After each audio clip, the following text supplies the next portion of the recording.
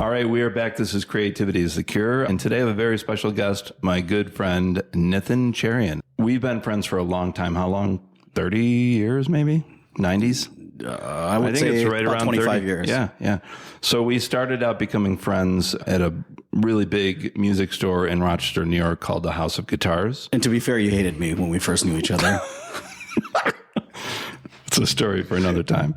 And then we both moved out to Los Angeles in 2013. And so over the course of the years that I've known Nitin, he's been a consultant, an engineer, a great musician. What was your job at Yamaha? I was a marketer, basically. So I ran marketing teams for a bunch of different brands and products for them. Supposedly in the U.S., but really I ended up doing it globally for them. Now, it's true that you did go to college to be an engineer, right? Yep. Why did you do that? What appealed to you about that? My parents gave me no choice. I had to be a doctor or an engineer, and engineering took a lot less school. Yeah. I went and did the math, and I go 4 years for engineering degree, a minimum of 8 years to be a doctor before residency and all that stuff. I go, I'm not going to that much school. There's no way in hell. It's like the comedian we were listening to last night. What was his name? Oh, Russell Peters? He was saying the same thing to the guy in the audience. Yeah, exactly. He said, be a doctor in India. It's a lot quicker. I mean, when I was 13, I told my mom I wanted to go into music and be like a musician. My mom goes, she won't admit this now, but she literally goes, not my son. But if you want to, you can get your engineering degree first, then go to music school. And I go, Ma, I guess I'm not going to be a musician. There's just no way in hell I'm going to 8 years of school. Now, so I think you made the right decision, though, because tell everybody how you think the fact that you learned to be an engineer at school has affected the rest of your life and all the things that you've been doing. So school in general for me did a thing as a naturally creative human that I couldn't do on my own, which is learn how to talk to people and structure information. I don't always do it well, as Malcolm will attest to. Sometimes I don't know how to stop talking, but basically, engineering school is the first phase in which my adult brain started to understand how to structure information. And by structuring information, it allowed me to do things at like scale and just sort of break things apart at scale in ways that I didn't even know I could do, because by reading books on different things and different systems, from thermodynamics to circuit theory to whatever, things just started to make sense and correlate to me that had no sense to anybody else. So is it like the building blocks of everything that you're looking at, right? Yeah. Especially with sound and music. So what I've evolved to in my consulting, and I tell people, is I'm really great at understanding control systems. So I just look at everything as systems, and then I notice where failure points are that you can turn into positives. Right. And basically that all came from taking control systems classes in engineering school and then using that to functionally create building blocks to just do stuff. Right. Now, the fact that you studied to be an engineer, it doesn't surprise me that when we met each other, you're doing sound, not only for when I was a minister, for the music at church, but all kinds of bands and stuff like that. So I can understand you being an engineer in that facet. But what about those skills beyond what you just said? Does it go beyond sound? I mean, to be fair, I didn't even try to be a sound engineer. The guys at the Hog literally said, you're a nerd, go learn how to do this stuff. That was. And by the way, for listeners that don't know, the Hog is the House of Guitars, a store that still stands in Rochester, New York, where we both... That's where we met. We paid our dues. Yes. We did our 10,000 hours. Yeah. And then some. All right. So the main crux of this podcast is using the creative side of your brain in everyday life or to help solve problems. So what is your first creative memory? I was just very inquisitive. I don't know if it was creative at first. First thing I could think of is, I like this drink, I like that drink. So I'd mix it together and see what it tastes like. Like sodas? Everything. Juice, soda, water, milk. I mean, milk didn't mix with anything well. That was very much a big mistake almost all the time. I tried even milk with soda. It didn't work. That's so funny because when I interviewed my older brother, he almost said the same thing, but he made different sandwiches. Well, that's pretty awesome. But because I'm just thinking creative, I just go, this is something I like, this is something I like, let's put it together, see what happens. So by experimentation. Yeah. And that was everything. But what it used to be is to learn something to where I could feel like I could break it apart in a cool way. I'd literally have to break it down. So like my parents bought me a camera. I thought cameras were really cool when I was a kid. But you got to tell us, what camera was it? It was some weird Kodak point and shoot camera from like probably the early 80s. Okay. That took regular film. Like an Instamatic. Yeah, something like that. And basically, I popped it open. I'm like, oh, it has screws. Let me go find a screwdriver. Oh, no. And so I literally You were one of those. So I literally started taking it apart. And I'm like, I could probably put it back together. And inevitably, every time I would do something like that, I'd lose one piece. Or I'd break something out of frustration. Then I go, screw it. And I break the whole thing apart. And so I just start learning about stuff by accident, by totally being a ruthless kid to my own stuff. Well, and out of necessity, right? You're like, oh no, I broke this. I must figure it out. Well, I mean, now, might as well. Why stop here? It's already broken. You can't put it back together. Might as well see what else is going on in there. So, you can't, uncook a turkey once it's cooked, right? Well, I think some of these early skills have stayed with you, because I would definitely call you a mixologist. It's almost like you had a little baby bar and you were already learning that in the future you could make all kinds of wonderful alcoholic drinks. Yeah, I mean, I've had an accidental cheat code of having a weird understanding of things I have no experience in, because for some reason, and I discovered this later with my family, I come from a long line of super intelligent, empathetic people. Right. But they would never say that they are. And most people that would meet them aren't. But most of these people are all feel-oriented people. My dad was this way. My uncles, grandfathers, like all these dudes in our family, especially these super hyper nerdy guys that you think all they like is books, are actually super feel-oriented, but they guard it with like a giant wall. But that empathy part has allowed me to do things most engineers I meet have no idea how to do. Right. And that has always been the difference in my career, working with engineers at Yamaha, working with studio engineers, working with just people that are more structured in their mindsets, is like, I don't understand how you get it. You can see it in their face. They're like, you shouldn't get this. Right. You didn't do this enough. You definitely didn't put the 10,000 hours. I'm like, you don't understand. I'm not understanding it. I'm watching you understand it and getting how you're feeling when you interface with it. And that's why I can give you input, because it's not me. It's me reading you do you. So, and I've said this over the years, and I've seen you do it with people. You often go into a situation and somehow you know more than that person within the first 15 minutes. And I always said that you're like one of those supervillains that acquires everyone else's power. But I think I would now call you an empathetic supervillain that's also a nice guy. Yeah, I mean, at least I don't use my powers for evil anymore. I mean, I definitely did some stupid stuff over the years that you could tell people about at some other time. But it is weird how, for instance, I got trained on a $100,000 live mixing console. Right. Literally within 5 minutes of being trained on the console, I was asked to demonstrate it because the guy teaching me it had to go to the bathroom, and we were at a trade show. Which model brand was this? So this was like a Midas Pro 6 console or something like that. Packaged out, what they had there was probably like $80,000, $90,000. Never used it before. Had seen some stuff on the top end model. Dude walked away. Someone went up and said, hey, I want to know how to use this. And I started doing the training. And a guy I work with was like, I don't understand what's happening right now. I know you just got trained when I did on this. Why do you sound like you know you've used this your whole life? So it sounds like you've always been creatively intuitive. Yeah, but intuitive in a scary way where I have no understanding of context at the same time that I have an intuition. So like, right. You don't realize the gravities of your capability. You just have sort of some weird capability. Yeah. And so context is lost on you for years. It's inherent in your personality and who you really are. Yeah. It's sort of like a kid that's like really great at math, in the second grade, they can do like senior high school math, but they don't know what you do with math. They can just do the math problems. And why they can do it, they have no idea. Not realizing you could build batteries or solar powered cells or GPS with that knowledge. And it took season and experience to finally put the glue together to do really cool stuff. Right. Now, I've known you to be a great trumpet player, guitar player, bass. I mostly know you as a bass player. How did you originally get into playing music, and what was your first instrument? So my dad had a dream that one of his kids would be a classical violinist. That's really what it was. That I did not know. And so all of us at one point had taken the violin. So I have two other siblings. I know that Neil, your brother, plays guitar, right? Yeah. So my brother's 10 years older than me. My sister's 2 years older than me. We all at some point took violin lessons. Wow. So that was Nina's main instrument? No, violin? hers was trombone. Wow. I'm learning a lot tonight. But when I was 3.5 and she was like 5 and change, I started violin lessons. And our teacher hated us. Did you do the Suzuki method? It was totally hardcore Suzuki method.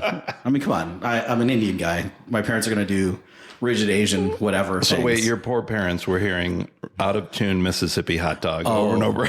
Not out of tune. We were money. So this is the funny part. Our teacher hated us. That's not bad. Because we wouldn't practice. We'd run around like crazy kids. We'd come to the lesson and the teacher would go, "Did you practice?" We go, "No." "Well, let's work on the thing." And within 10 minutes of the lesson, we learned the whole week's practice stuff that after like 3 months of doing this, the teacher's like, "I can't do this anymore." You guys were like the violin Von Trapp family. That's pretty awesome. So All right, so you start with violin. and then at 7 years old, I started piano, did that for a couple of years. Not well. Good with the right hand, didn't speak the effort for the left hand, but I was always a melody brain person kind of thing, which is funny that me being a bass player is what I did the most. Yeah. I was always a melody person. So my sister was way better than me. But yeah, so piano then, and then at like 9 years old, on the mouthpiece only, I started the trumpet. And then by 10 years old, actual trumpet. And then that through high school, guitar at like 12. Did that for like a month and realized I couldn't do it. Flash forward like 8 years, I discovered my guitar was a piece of junk. Right. And you just couldn't play it. So I picked up guitar when I was in college and I started working at the music store we met at.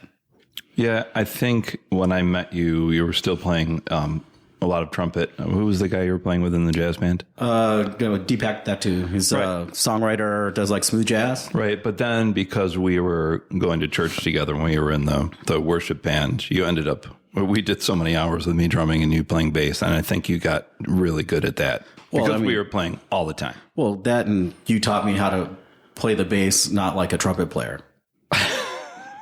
I mean, to be like I said, I thought in melody, so I didn't really think of anything else, and I didn't know you could just do this thing to be in sync. But just that first lesson you gave me of following the kick drum, right, has made it so almost any room I've ever had to play the bass, and people are like, "Why are you good?" I'm like, "I'm not good." But I would say on the flip side, your bass playing is very melodic, which is rare, and why I like people like Tony Levin that often play simple but melodic, and it's beyond a bass. It's just like a voice. Yeah. Are your parents creative? Was your dad creative? Is your mom creative? And do you think their creative identity was passed on to you? When I mentioned earlier about the whole empathy thing, that literally goes my whole dad's family line. My dad was making his own toys just due to lack of access. Yeah. In Malaysia, when he was growing up, he literally made his own toys. And just so everybody knows, what you guys are from India, what part of India? The southern part of India called Kerala. Okay, and then you came over to the East Coast when? So my parents came after the Immigration Act, so like 66. Right. My family came in like 65 originally, I think. My uncle came first. Right. Okay, so back to your dad, that's a little context. Yeah, so my dad was an engineer. He was known for inventing things, so he's an inventor by trade. And he worked, was it Xerox? Xerox. Yeah. Yeah, he had something like 30 patents with Xerox. Wow. And some really cool stuff. But all he did was show me how to look at things and take it apart. He goes, this is how you can do this, you can do that. And I learned about tire recycling, about dry cleaning, security, biometrics, photo marketing, And all you sorts guys, of crazy stuff. did you guys design your own speakers, right? We bought a loudspeaker company. Should I say my brother and my cousin did when I was like 16. And I had a friend that's like, why aren't you playing with this? So he forced me to learn everything about loudspeakers. So I learned how to design them. And then I built my own set for college. Wow. And your dad, okay, so he was kind of like a mad inventor, also empathetic, really funny, nice guy. And then my mom was more of a social wizard. Like I've heard of social butterfly, but not wizard. So I'm excited to hear about this. She has a way of influencing things or making things happen and having no technical capability. So she's been able to get information go around the world in minutes for my whole life. And my mom is 81. So my whole life, she could just make a call and a whole network of people all over the world would suddenly know what was happening. It made me deathly afraid of doing anything and getting in trouble because somebody somewhere seemed to know my family and it would always get back to my mom within like a week. I'm laughing because I know your mom well. But she was also, you talk about creativity. So my boss at Yamaha loves this one story I would tell about my mom. And he goes, this is the reason you're a marketing genius. That's what my boss used to say. Right. It's Bombay toast and French toast. And he's like, and so you got to understand this. So Bombay toast is a real thing, but in my mom's world, it's not. So basically my mom was like, I have picky kids that I need to make food for, and I don't want to make multiple things. So I'm going to tell my kids they get to choose between Bombay toast and French toast. We're so stupid. We're not even paying attention to, she's only making one thing. She's using one pan. And we go, I want Bombay toast. I want French toast. My mom would forget which hand she was putting it in and literally give it to us and go, oh, I'm sorry, and switch. Nice. And she would totally mentally, socially manipulate us to make it so that she could do what we needed, which is to eat food, get ready for school, get good grades so we can take care of ourselves. And so Bombay toast and French toast was the first of many, we'll say, illusions that get you to what you really need, not what you think you want as a marketer. The other one was chicken fish. I can't believe I'm going to say this in public, but I guess we'll go there. So I was horrible when it came to food. Like visual and food used to freak me out. Like I could look at a cow and go, I want to eat it. But I would look at a fish and it looked sort of slimy and it would gross me out. Wait a minute. You're from India and you could look at a cow and say, I want to eat it. We were Christians in India. So to be fair, we weren't Hindu and we didn't worship cows. I mean, I definitely killed way too many cows to be worshiping cows. That's for sure. So one day I just decided I don't like fish because they look gross and they're slimy and they smell bad. And so my mom was like, he has to eat fish. He needs to be healthy. He needs to grow. So they used to buy this white fish called like kingfish or something that looks like a giant like white steak, right, like a slab of chicken. And mom would go, we're having chicken fish tonight. And there it goes again. For like a year and a half, I swear I would do this blind. Then one day I realized, I think I found a bone or something. I'm like, Mom, what are you doing to me? This is fish. It's not chicken. Oh, I had such a tantrum. Went around the house, just rolled around like a big idiot, wouldn't eat fish for like the next, I don't know, 15 years. You were traumatized. I was, speaking of my mom, my mom just called, sorry. Anyway, she must know we're talking about her. But those were masters of being super creative, of going, I know what people need, not what they think they want. And I'm trying to take care of them, so I'm going to get them to what they need. Right. And that was a very good lesson when I got into sales and stuff. And when I got into marketing to help people solve problems. I didn't look at sales as selling. I looked at it as problem solving and solutions. So helping people get to where they actually need to be versus what they were told they want. So is that a little bit about what I've heard about Steve Jobs when I read the book, that he anticipated what he thought people wanted before he even invented things? It was beyond aesthetics. It had a lot to do with form or just a reality of going like, why can't I just do this? Right. So if I can't just do this, can I find someone to make it do that? Right. Why do we have to accept it as it's not possible? Because if that was the case, we wouldn't have cell phones. We wouldn't have computers. We wouldn't have all these things. Tell us, who is one of your favorite creators and why? Who's a creative person who inspires you? The guy that ran Duck Brand Duct Tape and founded the company was a mentor, but of a different thing. It was more of a social engineering thing and me understanding people and how to treat people is what he taught me. He was a mentor, a guy named Jack Hill. Great book, too, that you gave me a copy of. What's that called? Servant Leadership, I think, is what it was called. Tell us more about what you liked about this guy and why he inspired you. So Jack was a guy that said, you treat people well, you give people opportunity to educate themselves so they can drive and motivate themselves, and you show them by example, this is what you can do. You can empower them to do great things collectively and really enjoy what they do as they do it. Instead of just telling people, this is my way, this is the highway, this is right, this is wrong, and box them in. Right. He wanted to empower them through pure knowledge intake and evolution by applying that knowledge. And it hit me at a perfect time when I was just getting my first corporate job. And I go, I don't have to lose my soul to take this job. Right. Right. And that was everything to me. Yeah. Absolutely everything. I never really considered him a creative per se, but I mean, I guess he was. But with creativity, I mean, I don't know. I just, I get inspiration through everybody. My whole thing is I try to just surround myself with passionate people. Right. Because passionate people force you to see things from their direction and get outside of your own head. Mm-hmm. And that allows me to keep my scope of vision wide. And the wider it gets, the more interesting life is. And it's sort of great that if your friends do really cool stuff, you don't have to do all the work, but you get to experience all the cool stuff. Right. You know, and so I would say there's different chefs, there's different musicians, there's random janitors, little kids that just say the weirdest thing to your face that you would never expect. Like well, let's talk, because you are a foodie. Who's a chef who inspires you, or a type of food, or an approach to cooking?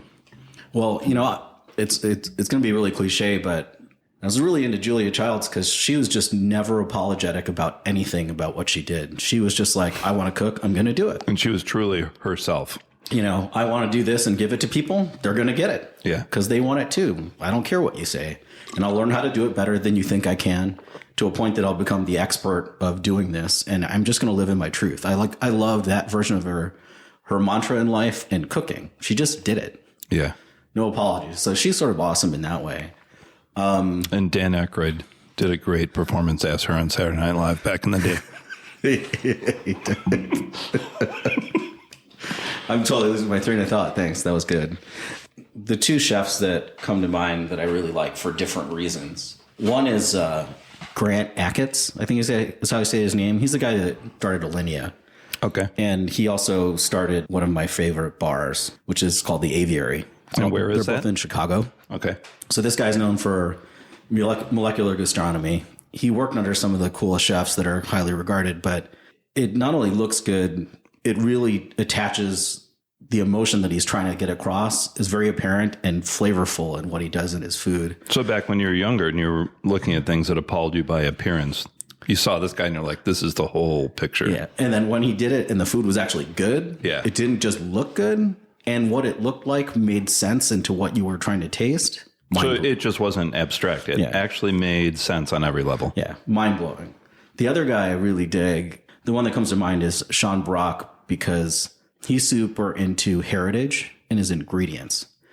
And so he sought after growers that have heritage, like there's like varieties of beans that only happen on this plantation, that plantation, whatever in the South. That's where they get their names from. And he's gone out of his way to find farmers to keep those things alive. Wow. And then actually use that to supply his restaurants. So literally taking his roots and then pushing them into the future by using the roots-based ingredients, the heritage ingredients, and then taking a modern spin onto everything is what he does through all his restaurants. And giving back to his community. Yeah. That's really cool.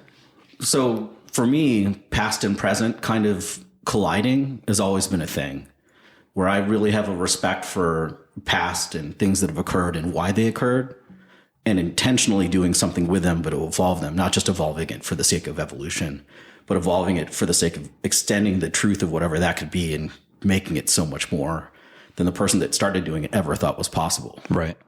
Because you think of so many inventions that are like that, where people just never knew that was going to be what it was for. I mean, look at the Slinky. It's just a spring. I know it's going to be America's favorite toy. Happy accidents, as they say. Some marketing genius. That's who. Some creative marketing genius.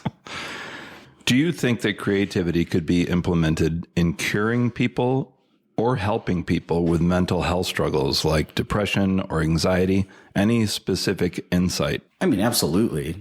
I mean, if you're talking about creativity, that's what people are doing with testing out psychedelics and applications for it for treating PTSD. Right. Our friend Donna Carey with his new documentary.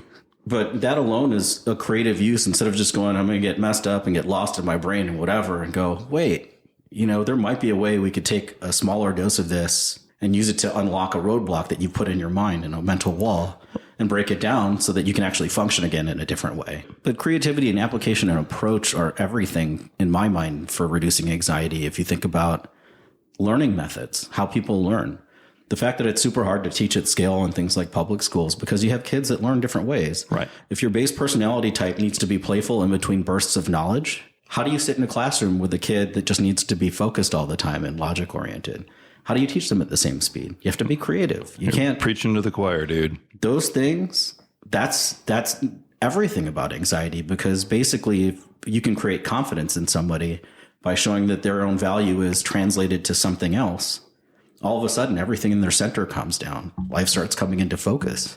And then what you could do with it is just magical. Right. I mean, for me, being a teacher for so many years, one of the first things I was taught and that I still do is I try to find out right away. Are they an audio learner, visual learner, or kinetic learner? I'll often have a student that will drive a lot of teachers nuts because they can't sit still. And I'll say, would you like to just stand up during the class? I don't mind. You can walk around as long as you're not bothering. Or kids that like to dance. A lot of times when we do music, I have a kid sitting in the corner. I was like, keep dancing. That's awesome. That is amazing. It reminds me of my second grade teacher that somehow never got mad at me for making paper airplanes in class.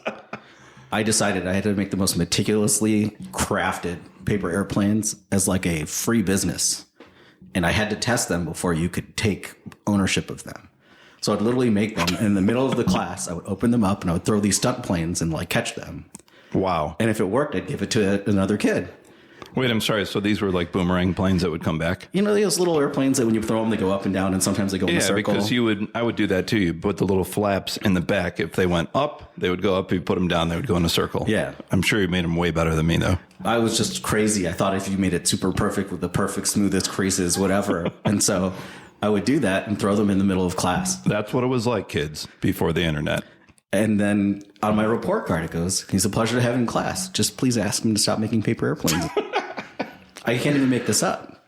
Yeah. Thankfully, the teacher was way ahead of her time and realized this kid's just a nice kid, not trying to do anything. He's got the best grade in the class. You know what I like about that teacher, and I also do that, if there is a kid who is maybe eccentric or different than everybody else, try to make a connection with them. Like, he appreciated your airplanes. So when you're going through a crisis or a bad day, you know that that person likes you for who you are. Yeah. I mean, honestly, I was so amazed I didn't get in trouble earlier, and it happened that way. I didn't get it. But looking back on it, I just go, my teacher was freaking genius. Yeah. She just didn't make it a thing. I mean, who knew you could do that and everybody else still fine in class? It didn't mess up her class grades or anything. She just let it go. You want to name drop her so everybody knows? I think her name was Mrs. Bruns. I don't even remember her first name. I mean, it was so long ago. Wow. I just remember where the class was in the building. I remember exactly what I would do. And this was in a Montessori school, right? No, this was public school, second grade, like in Rochester. So Webster Public Schools, Clem South, second grade. So that had to have been, I was 7 years old. So you're talking something like 1986 or something. Sounds like a really cool person. I mean, I don't know. I was a kid. I didn't know anybody. I was afraid of adults when I was little. So I said as little as I could as possible and sort of ran away. And now I just talk too much. Wise approach. Have you ever used creativity to solve serious challenges in your life? Sort of made it my life's mission to try to do the things I would do for other people for myself. I find it the hardest to do those things and keep the motivation going. Right. But I mean, I basically blew up my whole life to take a creative approach to finally getting to an end game that I've been pushing off for a decade. You know, I mean, I literally quit everything. I just started working out all the time. I lived life like a hermit, being an extreme extrovert.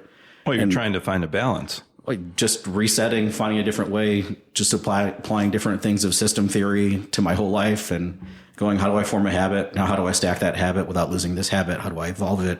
How do I attach these other things? How do I keep function as I add functions into the system and maintain center? Right. Right. And then by starting in a vacuum and then expanding it basically is controlled system expansion. That's basically what I did. Right. Your catchphrase that you use with everything that you developed over the years is play the spaces.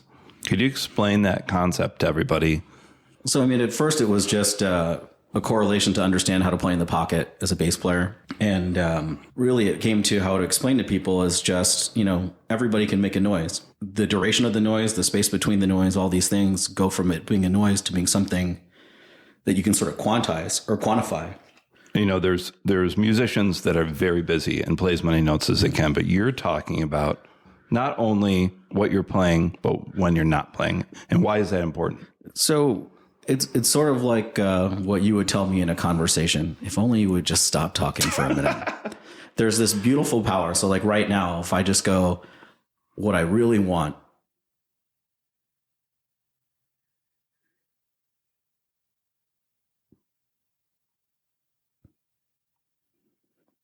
I mean, the tension in that statement is crazy, right? What the space does is powerful, right? Yeah. So I made it into a statement that made sense in a business sense. And I go, creating success is like writing a hit song. The magic comes in the spaces between the notes. Right. Makes sense. Because just knowing you can make a noise doesn't mean making a noise is powerful. Sometimes the most power you have is to not make any noise at all and observe. And knowing how to go between those two states, or the intensity of those states or varying aspects of those states, all of a sudden you just go from someone that is living life on autopilot to someone that is constantly expanding and breathing and interacting with their environment. Right. And so you can make everyday mundane things magical because you're not just trying to do one thing, you're trying to coexist. So just like an on and off, but coexisting with an interaction with people. So it allows you, it's basically for me these days, it's the art of being present without losing sense of the future or the past.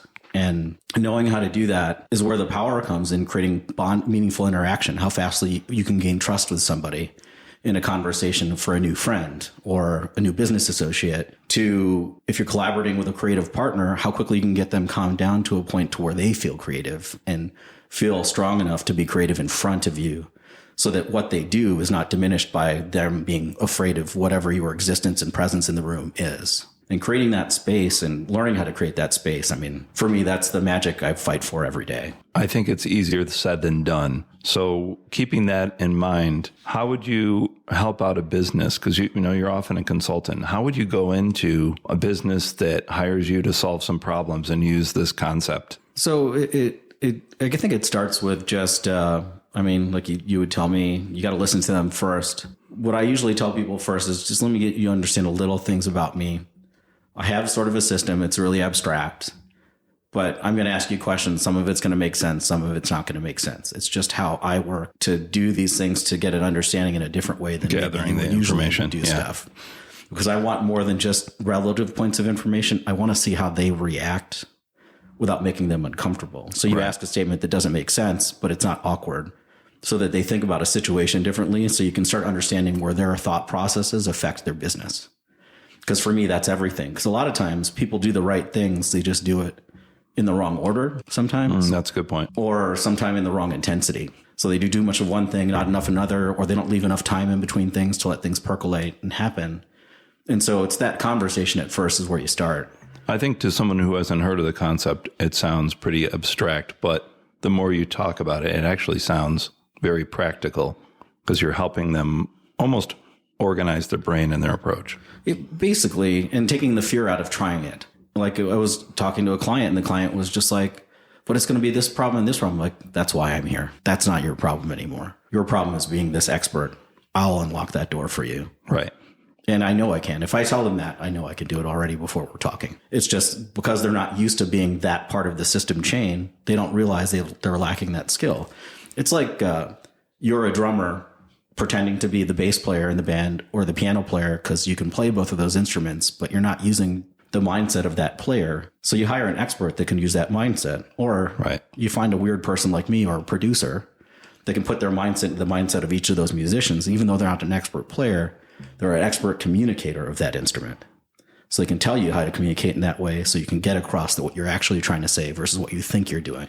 And are you finding when you help people and you apply this method that they start to be able to think in this way naturally so they wouldn't have to keep calling you back and go, oh, what do we do again? Do you see them take on this power and this new talent and begin to be able to apply it themselves? My general goal is always to make it so people are self-sufficient. Right. But make them understand that what I'm teaching them is just a slice of application. When you go outside of those bounds, you're going to have to learn again. But in the bounds of how I tell you this works, you can use that as a repeatable methodology, right? So even though it's not your methodology, you can repeat it, you can reproduce it, and you can be self-sufficient in growing your business in that way. Once you sort of have me as your training wheels to get started. Because at the end of the day, I don't want to solve the same problem every day. It's not that much fun. And I want people to be better than they were before I was around. That's one of the big goals, right? Yeah. I like to empower, right?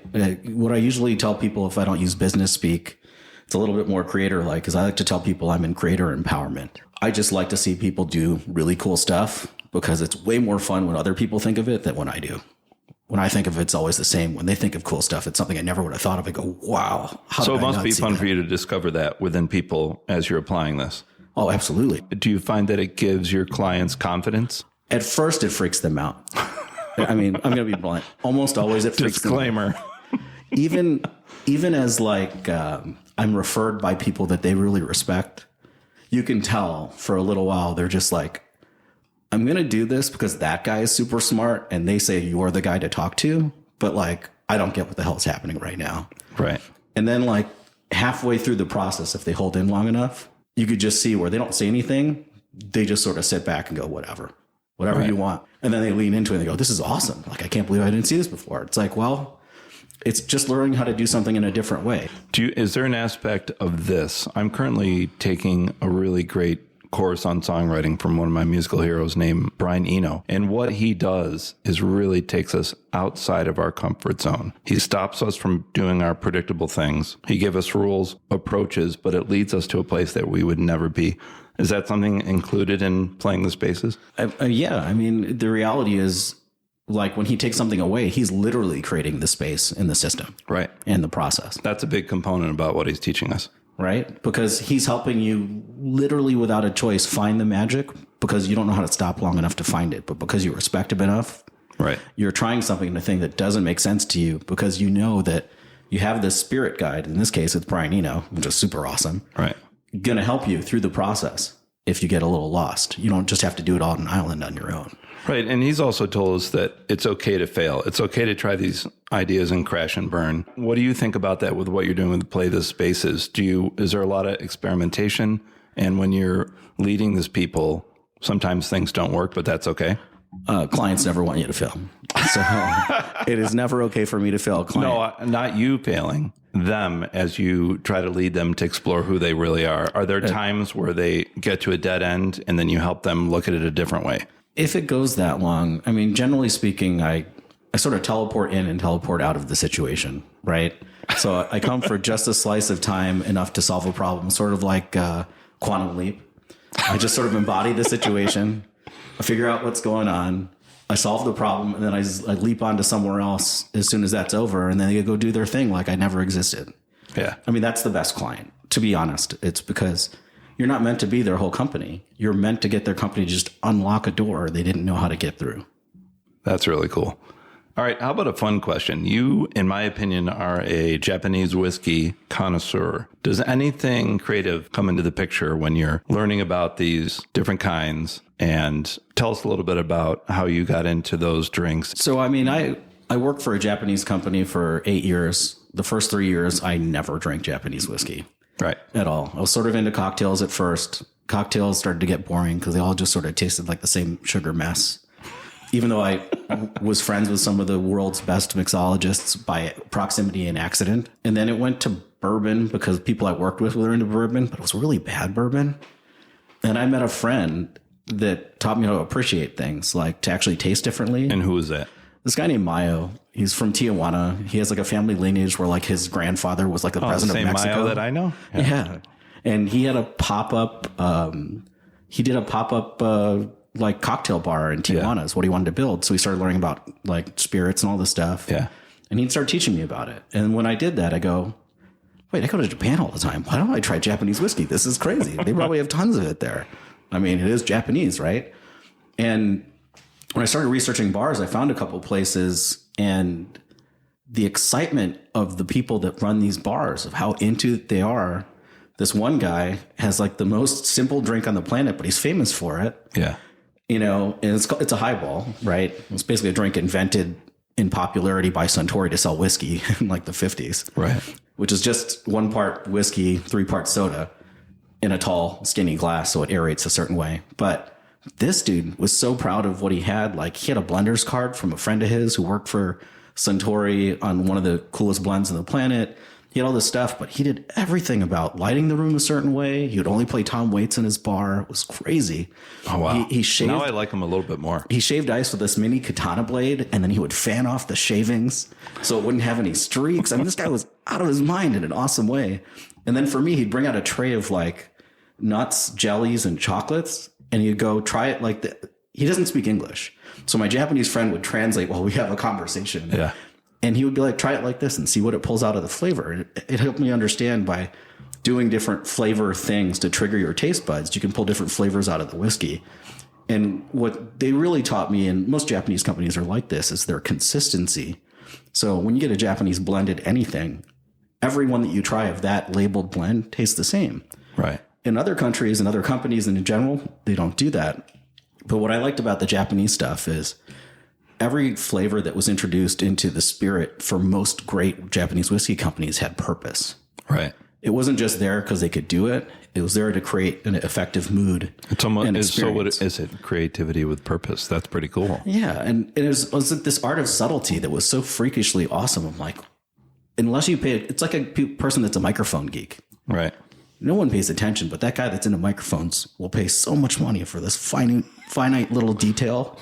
And so So the fact that it was subtle, what you're explaining now, How long did it take you to get to the point where you could tell the difference? It didn't take that long because I was taught how to taste by a mixture of mixologists that were teaching me about spirits. Then it was really just learning what was the lineage behind what they were trying to do by brands. Right. Because each brand has their own story of how they came to be, how they get their ingredients, and their approach to either doing a single malt or a blend. A single malt being a single origin kind of thing. Right. So it's not a blend of different batches and years. It's one yields kind of thing. And that to me was just intriguing. And I saw that same parallel in how different companies craft their instruments with craftsmen, these different things going down to players that we've played with over the years, to musicians searching for instruments and picking that specific one for the subtle nuance of what that is. Yeah. That kind of stuff. It just made sense to me because a lot of times I just want something that was really good, but I didn't want to have to think too much about it. And for me, that was Japanese whiskey. It would just hit the notes I needed. I would pick this bottle for this mood, Right. this bottle for this mood, and that's all I had to do. And I could drink that stuff like an ounce every day and be happy. It was just a great way to do stuff versus like having to mine through a million variations of this or that. Don't get me wrong, they do all that. Right. But I just loved that they had so much pride in it. That to me was like, man, what I really tell people is I am attracted to people that give a shit. Yeah. And give a shit is everything to me. Right. So if I know that you're passionate and you can try to teach me about why you love what you love, right, I'm having the best time ever. Right. Doesn't matter if I don't care about it. I've never done it before. To me, being taught someone by someone that just eats, sleeps, and breathes something, it's fun. Well, it seems to be another huge component of Play the Spaces. Yeah. You're going to meet these people and find out what they really are passionate about and just enhance it. And it's understanding intention. When you start doing things with intention, life has a really odd way of unfolding in beautiful ways that you don't expect. Right. It's when you sort of try to copy people and don't have your own purpose interjected into that, right, and your own emotion into that, is where you sort of get lost in the mix. And figuring out how to connect your emotion to convey the emotion you're either being taught to convey or your own emotion through what you're doing, right, it changes everything. And it starts showing up in the little fingerprints you put in everything that you do. Like you as a teacher, why right, everybody comments all these things about like, we don't know how you do this, but man, like you have this way. Right. And it's because there's an intention by all these little things. You may not be thinking about it anymore because it's rote, right? Right.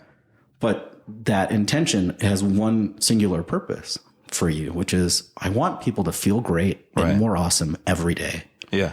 And I want to be the person that helps them get there. Right. You want to help everybody achieve their best potential. And for me, I don't have no age limit. You can be 2 years old. You can be 100.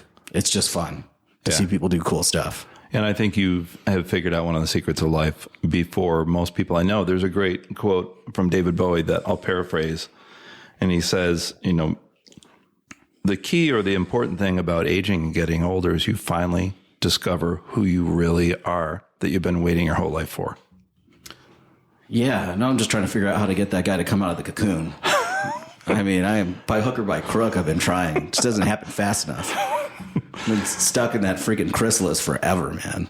Let's talk about two people who are not with us anymore that are really important to you and that you were lucky enough to know. I'm going to read you quotes by these people, and I would just like you to react. Robert Moog once said, "Part of what I do is a craft, but part of what I do is science. And I guess the craft comes in knowing what science to use and what science not to use." That's sort of an awesome statement. I wish he said that to me when I was talking to him. I mean, he was about the most humble human I've ever met that has touched the lives of so many people that I'll never know. And tell everybody really quick, for people that aren't musicians, what is he known for? So he's known for actually a circuit design, but really people I would either say the theremin coming to pop culture or the Moog synthesizer, or to a lot of other people, the Moog, but it's actually Moog because a lot of people just say it wrong because I used to as well. What that did to the modern scape of music in the 80s and evolved it, and still to this day, is amazing. And he definitely got the science, and what he loved to do, you could tell, was being around those creative types that help him be creative through extension. Right. In that way, because I think he just had a heart for music, but he wasn't really a musician as far as I've ever known or heard anybody talk about. Right. But man, he got excited about making stuff for musicians. Oh, absolutely. And unlocking that ability of theirs to just get that dream to come out of their head and happen. Yeah. All right. Another guy that you got to know a lot more was Les Paul. And he once said, every setback might be the very thing that makes you carry on and fight all the harder and become much better. Yeah, that might part of that statement is a strong word. For the ones that are determined, that might is a very nonchalant statement. For most normal people, that's like the scariest word ever of all time, is they might get over it. Every setback might. Yeah. And in reality, if you can somehow stay above it, either with a support network or whatever, failure is definitely the key to success. It's learning to embrace it and not being afraid of it, which a battle I fight every day, is hard. And I have to like make it feel like it's not my failure. Like I'll fail forward for someone else, like in the background. So like I'm consulting for someone, you'll never know. I'll just try something 100 times before you'll ever see me.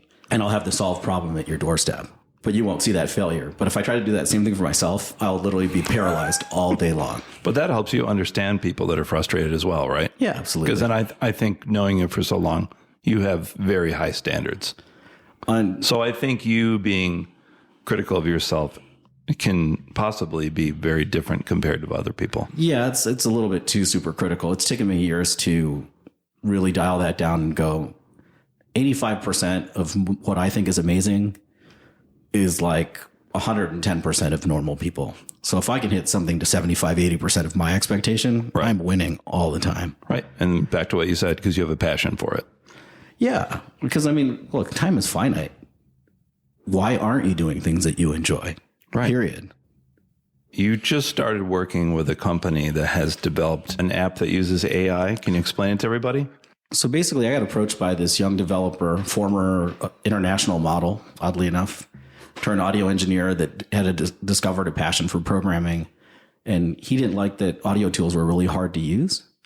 And he saw this. Like what? Can you give a couple like examples? a digital audio workstation. So people use tools like Fruity Loops, Pro Tools, Ableton, Cubase. And for people that don't know, some of these things is if you record a song, you might put an effect on a voice or an instrument, right? Yeah, you put like a compressor, an EQ, a gate, a reverb, a distortion, and you have to know what these things are and how to put them in and how to dial them and how to set these things and to get this sound. And even creative people, not everybody has that brain. Exactly. And so this dude was like, what if I could just say, I just want it to sound dirty and raw, and it would set it for you.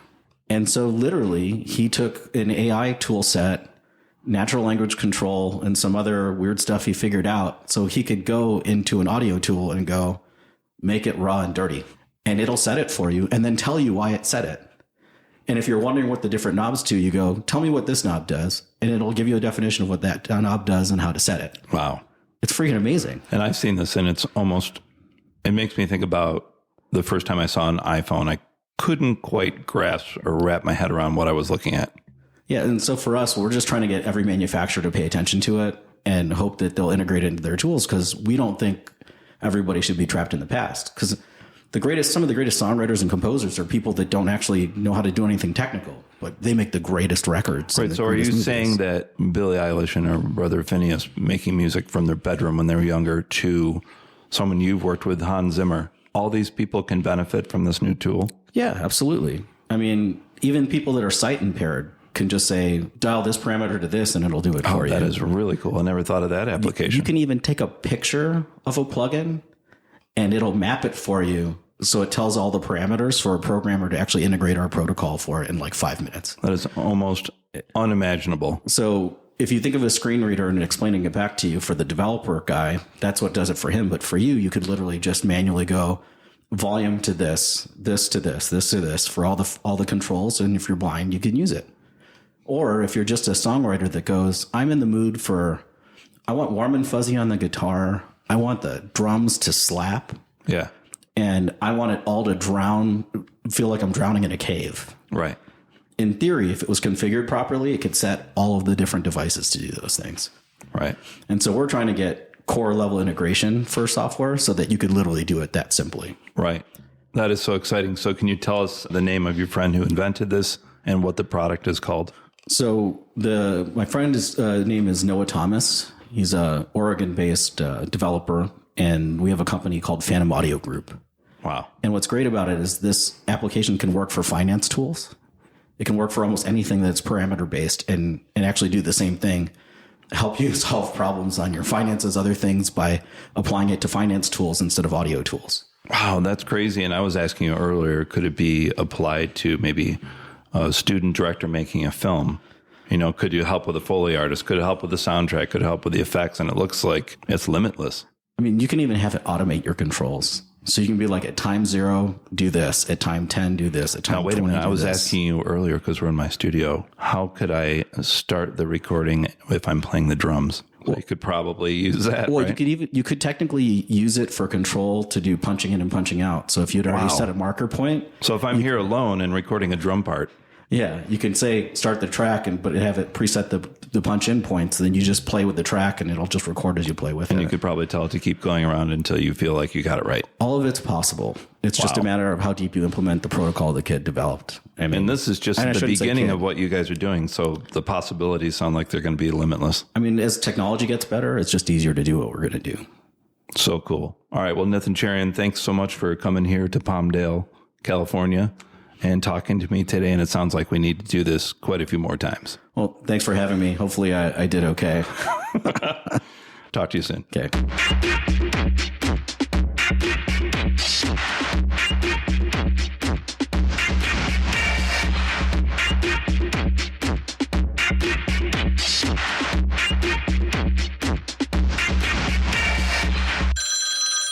Hello, what do I get the honor of this phone call?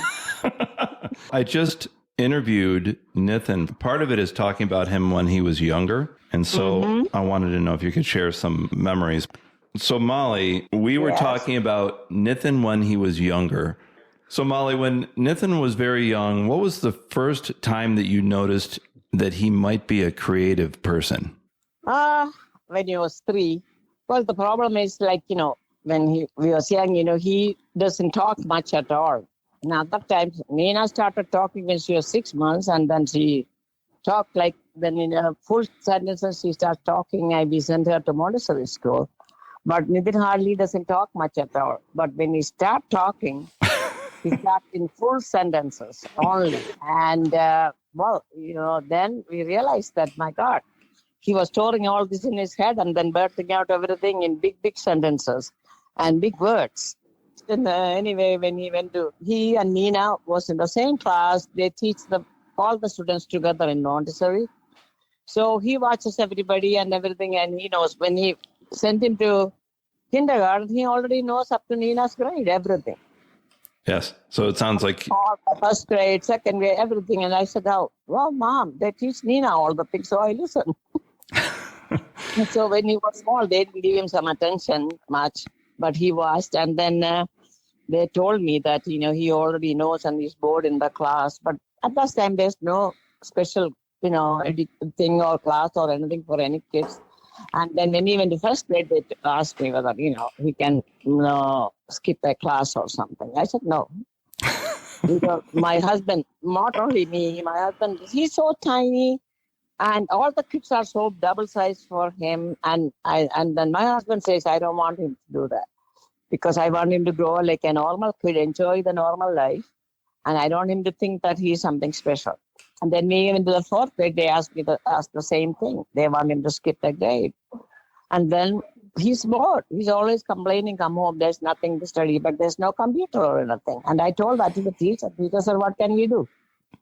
So that's what the rest of the story is. He was always complaining, but he had very good friends and everything. And he was smaller than all his friends, but he was the boss.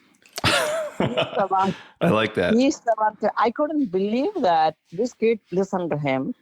And then he was in the 5th grade or no, not 5th grade, beginning in high school, junior high.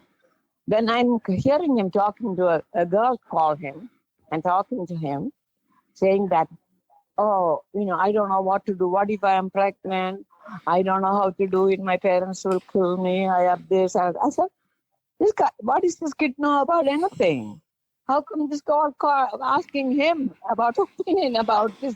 I was even wondering he knows anything about sex at that time. He was so tiny. So I was thinking, my God, what is... And then he's advising her, don't worry about it. If it happens, it happens. So just hang in there. Nothing will happen to you. be brave, and all that big advice he's giving her. It sounds I know, like and- it sounds like he was very compassionate and cared about people. Would you agree? Yeah. Nitin told me that he and his brother and sister all started playing violin together. Is that how they all got into music? Yeah, because my husband loves the violin. And so he wanted the kids they start Neil with it. So when we start, then Neil doesn't want to stick with one thing. He wants somebody to go with. He wants a friend all the time. And then we started him on piano. After that, when Nina and then come, we tried all of them on piano, all three of them. And an engineer salary is not that easy, paying $60 for 3 kids at one time, Wow. And they, what they do? They're practicing when the teacher comes. That's the only way. The teachers don't. They did it last minute? Yeah, last minute. They say she's coming. And she's from Eastman School of Music, and she's a PhD. So she was very good. And she told me, Mrs. Cherian, I'm telling you the truth. Your kids are so talented. But the problem is, there's no point. They're practicing when I come. They have to do that before, so I can, even if I am teaching new thing, but they are not practice. That's the important thing. So we did for a couple of times, and they didn't care. And that's the time I think, we also engaged them in violin. And we got a violin for Nina. So she started it. And then we tried Nitin. Okay. They all are very good with music. And the teacher was saying they are all talented. And Nina, when she was 2, she just followed them with the piano, with my mom's Malayalam songs, my Indian songs, and she could play it in the piano. And then she had no passion to continue. I don't know. But when Nitin grew up and everything, and he always wanted only music, trumpet. Of all the things, he had to get trumpet.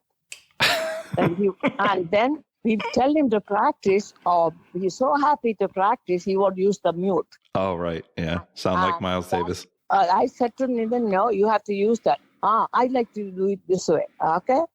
That's the thing. But he was very good in trumpet. And he was, they always get him play solo and things like that. So, do you think that the kids got into music because of family, or were you guys going to church back then and there was music with church too? No. They got into music because we didn't have a chance. And back home, my parents and my husband's parents, like my husband's father brought a, harmonium from Singapore. Oh, so wow. And the kids can learn. Then in India, the parents the boys have to study. And his brother was so much interested in acting and all that. So they gave it to his father's brothers. Have 2 daughters, give it to them with 2 sons. And guess what? Those 2 sons are number 1 in piano now. They learned it. And my husband used to complain about that all the time. He wanted to keep that, and his mother, without telling him, give it away. So then he really wanted his kids to have the, no matter how much money it is, he wants the kids to learn. And learning that they are very talented, but we didn't have that kind of money. And now, when Neil always tell me, why didn't you push us? So you certainly tried. Yeah. They don't want, but now also I tell them, But Nitin then continued with he got interested in House of Guitars and started doing, and he was very good in trumpet, and Nina was also very good in trombone. Right. He also gets solo playing and everything, and then she gave up. They all gave up everything. And so he wanted to go to Eastman School of Music. And then, the Indian parents, we told them that music never feed your wife and kids, because it's good to have it, but you have to be at the right place at the right time. His choice was engineering or medicine, and he was already A+ in everything, but he didn't want it. He said, okay, I'll just go for engineering just to please you guys. And he was so furious. And he went for that, and he came back and he gave me the diploma and said, Mom, don't ever call me an engineer. I don't want to be an engineer. I just went for you guys. And then he worked all the time in House of Guitars. And after that, then he finished engineering. Then he got that job with the people in the Boston or something. Okay, Mom, my life story is done. We're good. None of this is about creativity, Mom. All right, Molly. Good to talk to you. Okay, bye. Bye. You suck, dude. You're so ridiculous.